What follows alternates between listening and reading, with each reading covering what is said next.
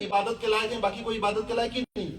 Actual में कायदे से तो वो केस वहां फिट होना चाहिए जिसको आप एग्जांपल दे रही हैं, वो वहां फिट होना चाहिए। दूसरा, आप कह रही थी कि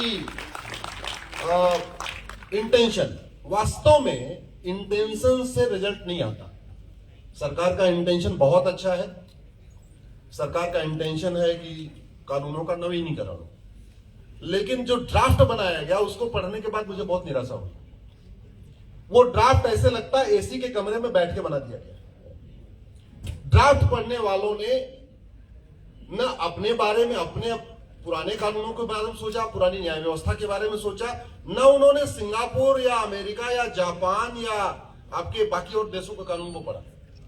सब सामान्यतया ये जो नौकरशाह है, अपना घर बनाना होता है तो 10 आर्किटेक्ट से बात करते हैं, अपना घर बनाना होता है तो 10 लोगों का नया घर जाके देखते हैं, फिर अपना घर बनाते हैं। लेकिन इस कानून को बनाने में उन्होंने कोई मेहनत नहीं किया। अमेरिका में एक फेडरल पिनल कोड चलता है, जैसे भारत में इंडियन पिनल कोड है, अमेरिका में फेडरल पिनल कोड है। फेडरल पिनल कोड वहां एक है, 123 चैप्टर है, हर चैप्टर में क्रिस्टल क्लियर डिफाइन हुआ है। घूसखोरी का एक चैप्टर, जमाखोरी का एक चैप्टर, मिलावटखोरी का एक चैप्टर, ऐसे अवैध घुसपैठ का एक चैप्टर। मतलब वहां पे 50 कानूनों का मकड़जाल नहीं है। यहां तो इस कानून के आने के बाद भी 50 कानूनों का मकड़जाल रहेगा, कंटिन्यू रहेगा। तो कानून की संख्या कम नहीं होने वाली। इसलिए मैं कह रहा हूं कि जो टीम ने काम किया है, मुझे लगता है उन्होंने केवल जस्ट फॉर्मेलिटी किया है। तो यहाँ पे राजनीति कैसे अंदर आई? और उन्होंने केवल क्या किया है, पैराफ्रेजिंग किया है। जो क्या बोलते हैं, सेक्शन 300 था उसको सेक्शन 90 बना दिया, 90 वाले को 250 बना दिया, 250 वाले को 321 बना दिया, 321 वाले को यहां बना दिया। केवल यहां से वहां किया है। वास्तव में उन्होंने केवल जो कहते नहीं, पुरानी शराब को नई बोतल में डाल दिया और कुछ नहीं किया है।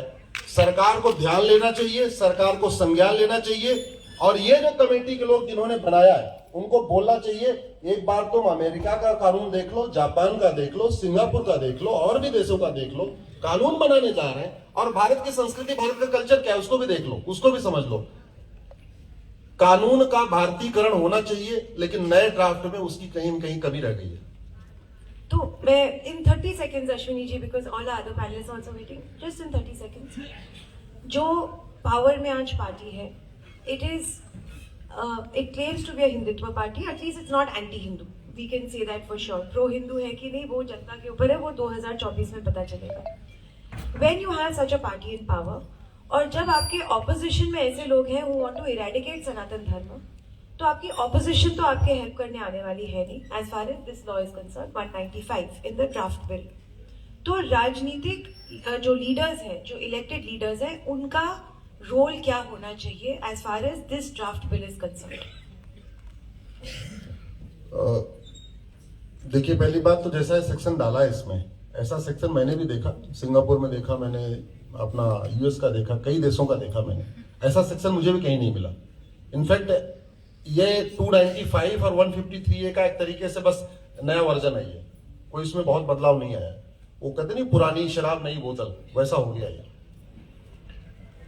जहां तक सनातन धर्म को खत्म करने की बात है, स्वाभाविक सी बात है, जिस तरीके की बातचीत हो रही है, इसका पॉलिटिकल जवाब तो जनता देगी, उसमें हम लोग तो कुछ नहीं कर सकते। लेकिन ऐसे लोगों को जो कहते हैं सनातन खत्म हो जाए, मैं सोच रहा हूं वो करना क्या चाहते हैं।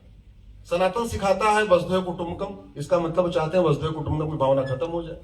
वो चाहते हैं सनातन सिखाता है सर्वधर्म संभाव, तो वो खत्म हो जाए। बस मैं आपका 10 सेकंड अंदर बात खत्म करूंगा, चूंकि आपने सनातन पूछ ही लिया है। सनातन खत्म हुआ जहां जहां, वहां वहां अशांति फैली है। सनातन हुआ पर्सिया से ईरान बन गया, रोज बम धमाके हो रहे हैं। सनातन खत्म हुआ कैके से, पाकिस्तान बन गया, बदहाल है।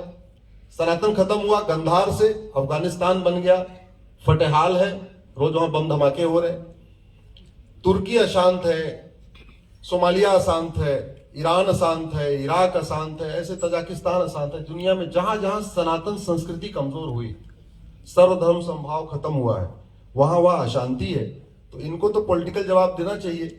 और मुझे लगता है कि आने वाले टाइम में, इसलिए तो मैं कह रहा हूं, अब की बात 400 पार किसी व्यक्ति के लिए नहीं, सनातन के लिए ही करना है कि वास्तव में सनातन संस्कृति आए, सनातन धर्म मजबूत हो, हमारी कर व्यवस्था भारतीय कर व्यवस्था बने, हमारी पुलिस व्यवस्था भारतीय पुलिस व्यवस्था बने, गुलामी की पुलिस व्यवस्था खत्म हो, गुलामी की न्याय व्यवस्था खत्म हो, गुलामी की शिक्षा व्यवस्था खत्म हो, गुलामी के रीति रिवाज, गुलामी की सोच, गुलामी की परंपरा खत्म हो। तो इसलिए सनातन तो जीतेगा अब की बार 400 पार। Thank you, Ashwini ji. Now that we have Ajit Bharti, I would like to ask you, Ajit, कि अभी हमने बात की ड्राफ्ट आईपीसी की, हमने बात की कि कैसे लॉज, शायद स्टेट ही ऐसा हो गया है, इंडियन स्टेट ही ऐसा हो गया है कि वो परसिक्यूटेड को और परसिक्यूट करना चाहता है बाय इट्स वेरी एसेंस। हमने कॉन्स्टिट्यूशन की भी बात की, और ये सारे कॉन्वर्सेशंस कई हद तक सोशल मीडिया में जर्मिनेट होते हैं, and you have through YouTube spoken about these issues. आपको अभी क्या लगता है कि इलेक्टोरल पॉलिटिक्स पे कितना प्रभाव है of the conversations and trends that start on social media? बहुत ज़्यादा प्रभाव है। इनफैक्ट सोशल मीडिया का प्रभाव अब इलेक्टोरल मतलब जो एक्चुअल में नीतियां बनती हैं वहाँ तक पहुँचते हुए हमें परकुलेट होते हुए दिखता है।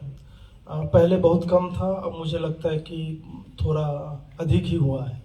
और सोशल मीडिया अब ऑल्टरनेट मीडिया का रोल अदा नहीं कर रहा है, वो मीडिया इटसेल्फ हो गया है। और मीडिया जो है वो यूएस